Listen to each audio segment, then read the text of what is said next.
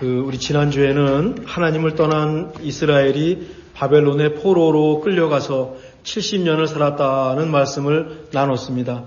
바벨론이 힘이 약해집니다. 그리고 페르시아라고 하는 새로운 제국이 등장하면서 이제 이스라엘도 포로 생활을 청산하고 고향으로 돌아올 날이 가까워졌습니다. 이제 마지막이 된 것이죠. 마지막이 더 힘들다는 말씀을 드렸습니다. 그때 주신 말씀 가운데 하나가 이사야서 41장 10절이었습니다. 두려워하지 말라, 내가 너와 함께함이라. 놀라지 말라, 나는 내 하나님이 됨이라. 내가 너를 굳세게 하리라. 참으로 너를 도와주리라. 참으로 나의 의로운 오른손으로 너를 붙들리라. 지난 한 주간 이 말씀 붙잡고 사신 줄 믿습니다. 또 지난주 설교도 한번 떠올리면서 우리 함께 한 목소리로 한번 읽죠. 두려워하지 말라, 내가 너와 함께함이라. 놀라지 말라, 나는 내 하나님이 됨이라.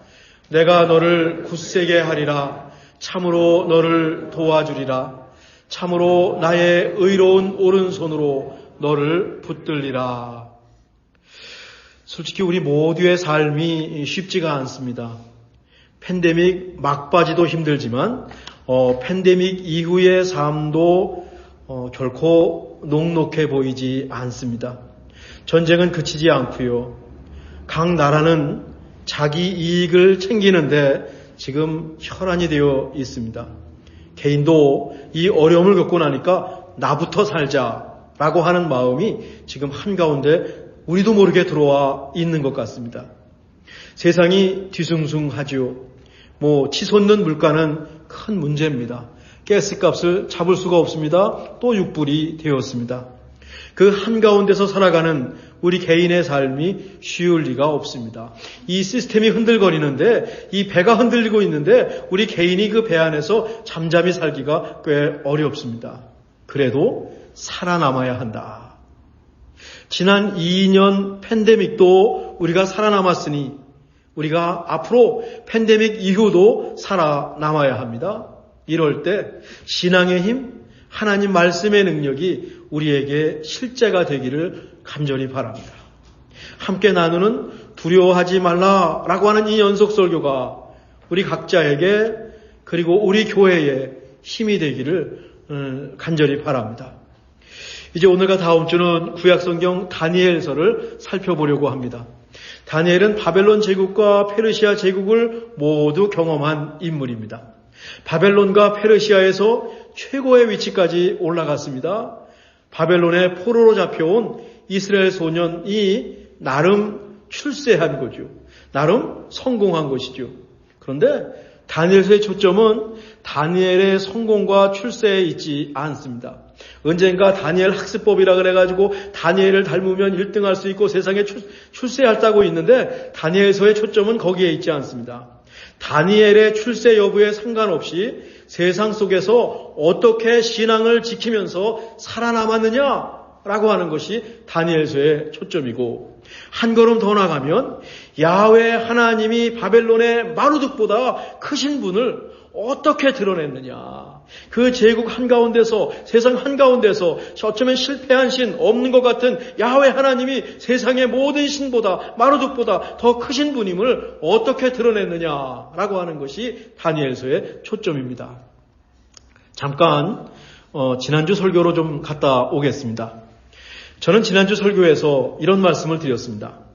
미국도 바벨론 같은 제국일 수 있다는 말을 했습니다. 설교를 조심스럽게 들으신 분들은 제 말이 조금 의아하셨을 겁니다. 마음에 걸리셨을 수도 있습니다. 미국은 청교도들이 세운 나라로 알고 있습니다. 하나님이 세운 나라로 알고 있습니다.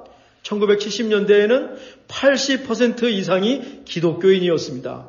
지금도 기독교인 비율은 60% 정도가 됩니다. 물론 50대 이상에서 많고 젊은 세대로 나가면 아주 눈에 띄게 기독교인 비율은 줄어들고 있죠. 그래도 미국의 기독교는 여전히 높은 위치를 차지하고 있습니다. 미국 대통령이 취임할 때 성경에 손을 얹고 선서할 정도입니다. 바벨론은 어떻습니까? 성경에서 하나님이 아닌 마르둑을 섬기는 세상 제국입니다. 요한계시록으로 오면 바벨론은 음녀, 즉 악한 세력이 사는 곳입니다. 신할 평야의 바벨탑도 바벨론과 연관이 되어 있습니다. 그런데 제가 미국을 바벨론에 비유했으니 고개를 갸웃하셨을 가능성이 큽니다. 혹시 듣기 불편하셨다면 양해해 주시기 바랍니다. 그런데 말입니다. 세상에 완벽한 사람이 없듯이 완벽한 나라나 완벽한 민족도 없습니다. 지난 10월 10일 컬럼버스 데이는 컬럼버스가 신대륙을 발견한 날을 기념하는 컬럼버스 데이였습니다. 작년에 바이든 대통령은 이 날에 다른 이름을 하나 붙여 주었습니다. Indigenous Peoples Day, 원주민의 날이다. 자칫 읽으면 원주인의 날이다는 별칭을 하나 붙여 주었습니다. 신대륙이 발견되고 청교도를 비롯한 유럽 사람들이 밀려오면서 미국에 살던 원주민들은 조상 내내 전해진 생활터전을 잃고 말았습니다. 1825년 앤드루 잭슨 대통령이 인디안 보호구역을 만들어서 그곳으로 집단 강제 이주시켰습니다. 지도에 있는 것이 인디안 보호구역들이죠. 동부엔 없고 서부에 많이 있죠. 인디안들에게는 바벨론 포로로 잡혀간 것이나 마찬가지였을 것이고 지금도 그들은 바벨론 포로처럼 인디안 보호구역 안에서 살고 있습니다. 아메리칸 인디안을 보는 관점에 따라서 생각이 다를 수 있습니다. 그래도 어떤 면에서 노예에서 해방된 흑인들보다 더 홀대를 받고 있습니다. 이 일을 누가 했습니까? 미국을 세운 사람들이 했고 그들 대부분은 기독교인이었습니다. 우리가 살고 있는 캘리포니아는 스페인에서 독립한 멕시코가 주인이었습니다. 1880년대 미국과 멕시코가 전쟁을 벌여서 미국이 1,500만 달러의 캘리포니아를 비롯한 저기 노란색으로 표현된 그 스테이트를 전부 샀습니다. 아마 저때 사지 않았으면 미국은 회색밖에 되지 않습니다. 그때 미국은 조금 과장해서 말하면 거의 동네 깡패 같았습니다. 서부 영화를 보면 서부 개척시대의 무법천지를 조금은 엿볼 수 있지요. 그때가 그랬습니다. 누가 그랬습니까? 하나님을 믿는 기독교인들이 그랬습니다. 결과적으로 잘했다고 해도, 그래서 우리가 이 땅에 살고 있다고 해도, 이 미국만한 세상이 이 나라 이 지구상에 어디 있냐고 우리가 감사하고 있다고 해도 잘못한 것은 짚고 넘어가야 하죠. 미국이 하는 것은 무조건 옳습니다. 미국은 선입니다. 그 밖에는 악입니다. 라고 말하는 것은 정말 조심해야 합니다. 그저 겸손하게 앞으로의 역사를 바르게 써나가고 행여나 과거에 우리가 잘못한 것이 있다면 잘못했습니다. 시인하는 것이 역사를 보는 바른 관점이죠. 그렇게 생각하니까 미국도 제국입니다. 미국의 거칠고 추한 성향이 지금 사회 곳곳에 남아 있습니다. 그러니까 이곳에서 마이너리티로 코리안 아메리칸으로 살아가는 것이 쉽지 않지요. 그래도 살아남아야 합니다. 바벨론 제국의 포로로 잡혀온 다니엘이 그랬거든요. 자, 오늘 본문은 바벨론에 끌려간 다니엘과 세 친구에 대한 말씀입니다. 바벨론은 느부갓네살 왕이 예루살렘을 침략해서 이스라엘의 지도자들을 포로로 잡아갈 때, 그때 예루살렘이 완전히 멸망하기 10년 전이었는데 그때 왕과 에스겔 선지자와 함께 바벨론으로 일찍 끌려간 것 같습니다. 그때 말이죠, 이 바벨론의 귀족 가운데서 용모가 뛰어나고 아주 총명한 소년들을 선발해서 바벨론으로 데려갔습니다. 그 가운데 다니엘과 세 친구가 있었어요. 바벨론에 도착하자마자 이름부터 바벨론식으로 바뀌고 말았네요. 다니엘은 무슨 뜻인가 하면 다니엘입니다. 하나님은 나의 재판관입니다. 또는 나의 하나님은 재판관이십니다 는 뜻입니다. 근데 어떻게 바뀌었냐면 벨드사살로 바뀝니다. 바벨 할 때 벨이죠. 벨 신이요, 바벨론 신이요, 왕을 보호하소서. 바벨론 신이요, 느부갓네살 왕을 보호하소서. 다니엘의 이름에 하나님은 빠지고 바벨론 신의 이름과 바벨론 왕이 들어갔습니다.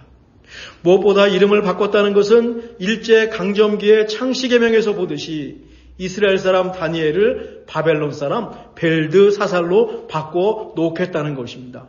그러니까 바벨론에서의 그 다니엘의 공식 이름은 벨드사살. 벨신이요 바벨론 왕을 축복하시고 보호하소서. 다니엘과 함께 온 친구들도 모두 바벨론식으로 이름을 갖게 됩니다. 바벨론 정부는 이들에게 왕이 먹는 음식까지 제공했어요. 그러니까 그 최고의 인재들을 뽑아가지고 최고의 숙식을 제공하는 3년 기간의 특수 교육 과정입니다. 학업을 마치면 바벨론 왕의 보좌진으로 특별 채용하게 될 것입니다.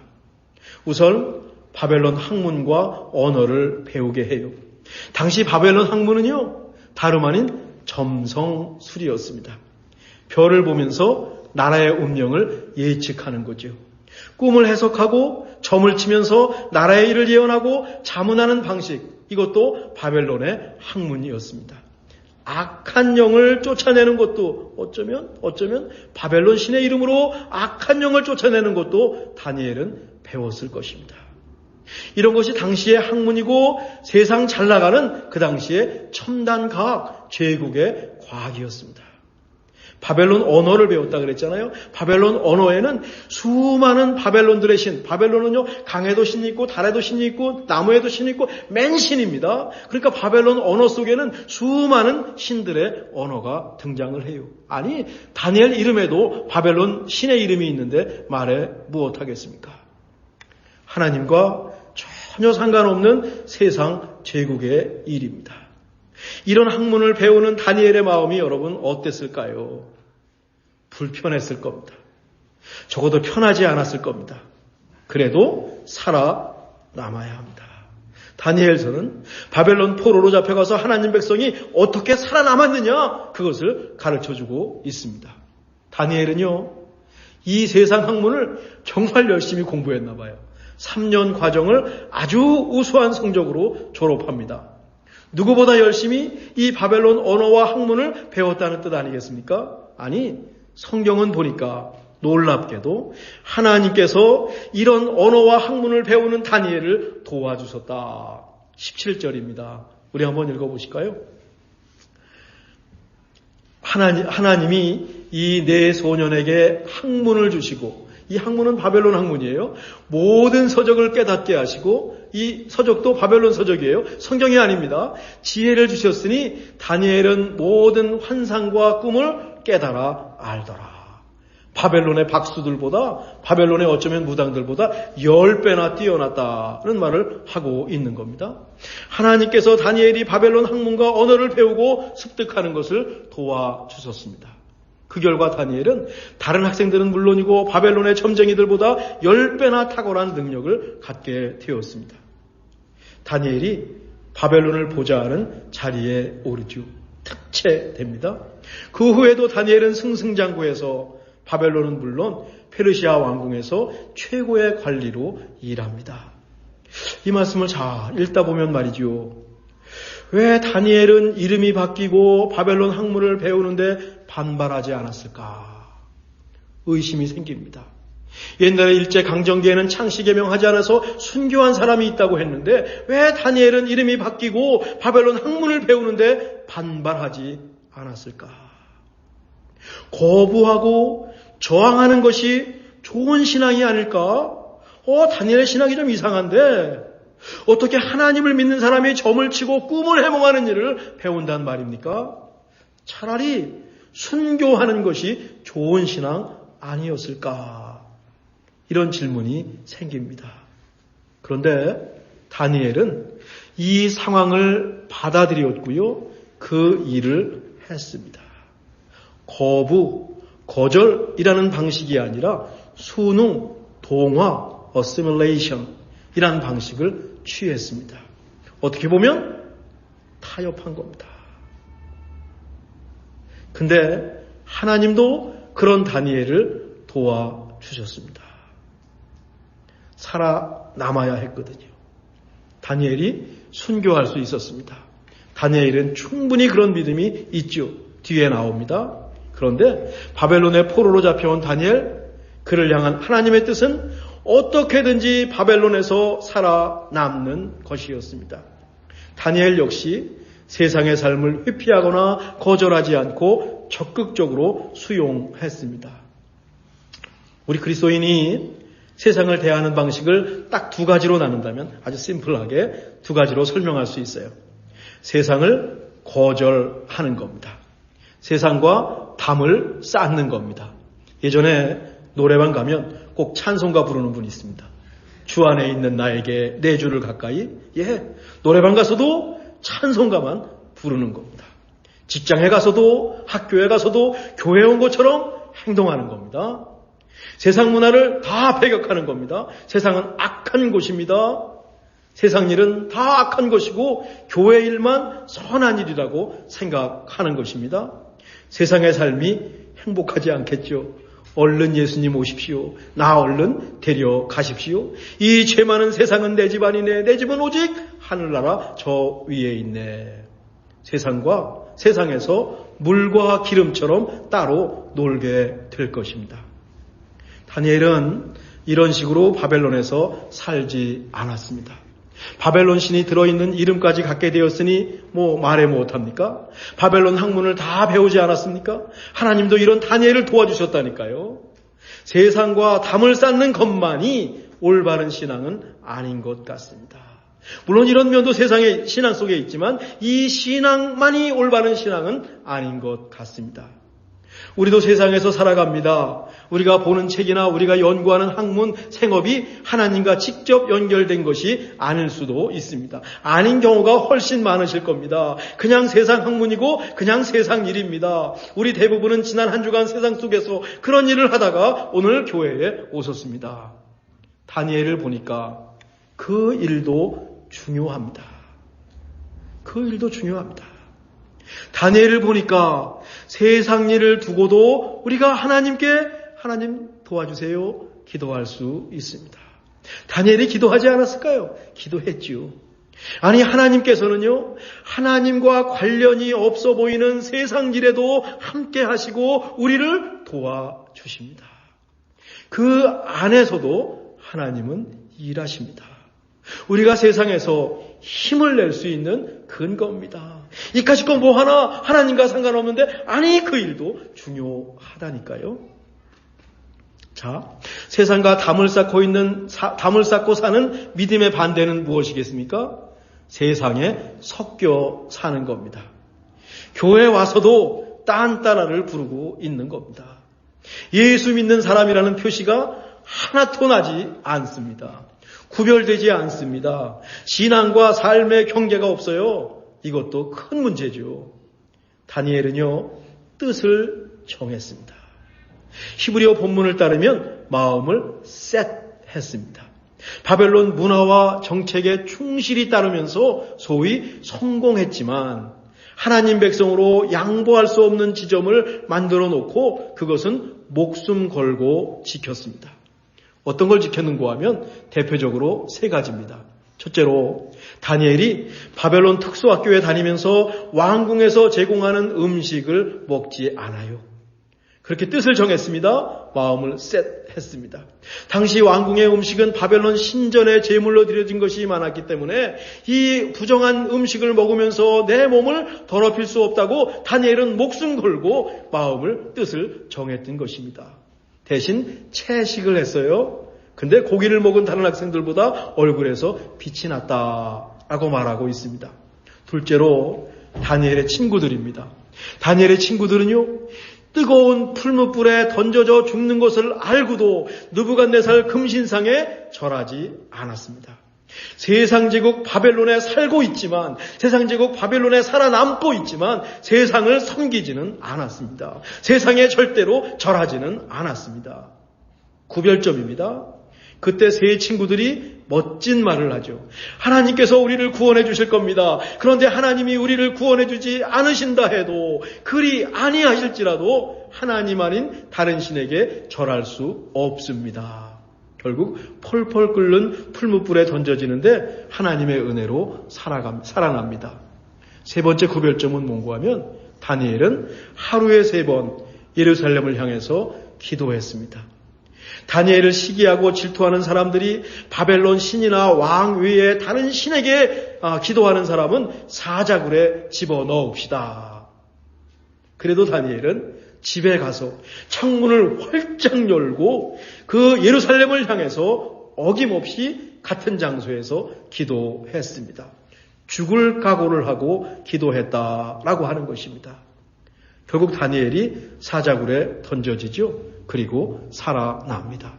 살아난 것이 중요한 것이 아닙니다. 우린 이것에 미련을 가져요. 왜 나는 기도했는데 안 됩니까? 나는 왜 됐는데 살아나지 않습니까? 이게 중요한 게 아닙니다. 다니엘은 거기에 중요하지 않습니다. 이런 뜻을 정하고 목숨을 걸고 그 구별을 지켰다라는 것이 중요한 것입니다. 다니엘은 죽을 각오가 되어 있었습니다. 사자굴에 죽어도 다니엘은 아무 미련이 없었습니다.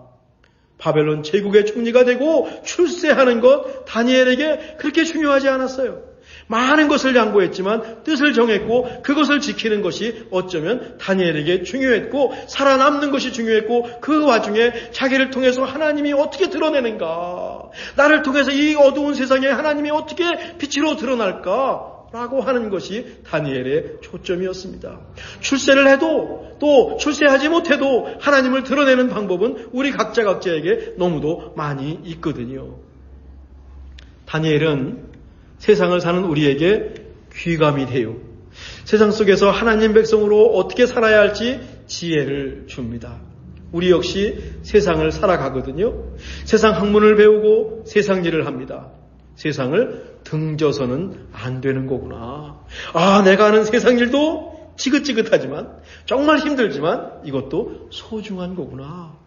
하나님께서는 그 일을 할 때도 우리가 그 일을 할 때도 하나님이 도와주고 계시니 하나님께 기도할 수 있고 하나님의 도움을 청할 수 있습니다. 그런데 세상에 빠지면 안 되죠. 하나님 백성으로 구별되는 어떤 지점, 어떤 모습, 어떤 생각과 행동은 반드시 있어야 합니다. 예수 믿는 사람다워야 합니다. 구별점입니다. 다니엘이 그랬듯이 우리도 각자 뜻을 정하면 됩니다. 이것이 뜻입니다. 이건 획일적입니다. 옛날 신앙 방식입니다. 여러분 각자가 여러분에게 맞는 뜻을 정하고 그 구별점을 정하고 목숨 걸고 그 길을 지키면 되는 것이죠. 우리 각자 나름대로 구별점을 만들어 놓는 것이고 여러분이 세운 구별점은 우리 서로가 존중해 주는 것입니다. 어떤 구별점이 중요한 게 아니라 내가 이런 구별점을 정하고 있습니다. 마음을 셋했습니다. 그 사실이 중요한 것이죠. 그렇게 세상에서 살아남는 겁니다. 하나님을 믿는 여러분이 세상 속에서 절대 양보할 수 없는 것 무엇입니까? 여러분 각자에게. 나는 하나님을 믿는 그리스도인으로 이것만은 양보할 수 없어요. 떠올리시면 그것을 끝까지 지키시면 됩니다. 우리의 힘이 거기서 나옵니다. 어찌 보면 세상 일 별거 아닙니다. 그 뜻 정하고 하나님 안에서 두려움 없이 살다 보면 세상 일 별거 아닙니다. 하나님 믿는 신앙의 눈으로 보면 어느 순간에 그까짓 것. 내가 왜 이렇게 흔들려? 세상 일에? 라고 하는 담대함이 나오는데 뜻을 셋하고 갔을 때 그 담대함이 거기서 나옵니다. 뜻을 정하고 마음을 정하고 세상을 살 때 세상에 휘둘리지 않을 것입니다.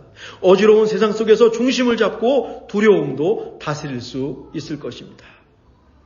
오늘 설교를 듣고 한 주간 사시면서 이것만은 내가 꼭 지키겠다. 구별점을 각자 만들어 보시면 좋겠습니다. 그리고 세상 속에서 정말로 뱀같이 지혜롭게 사는 것입니다. 세상과의 밀고 당기기라고 할까요? 세상과의 밀당이라고 할까요? 이 어지러운 세상에서 반짝반짝 빛을 내는 참비 식구들 되시길 간절히 바랍니다. 그 멋진 모습을 기대하겠습니다. 기도하겠습니다.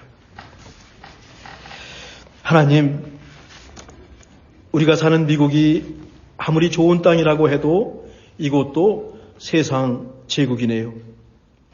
세상을 사는 우리에게 다니엘에게 주셨던 지혜를 주시고 힘을 주옵소서. 세상 속에서 하나님 백성으로 살 수 있는 믿음을 주옵소서.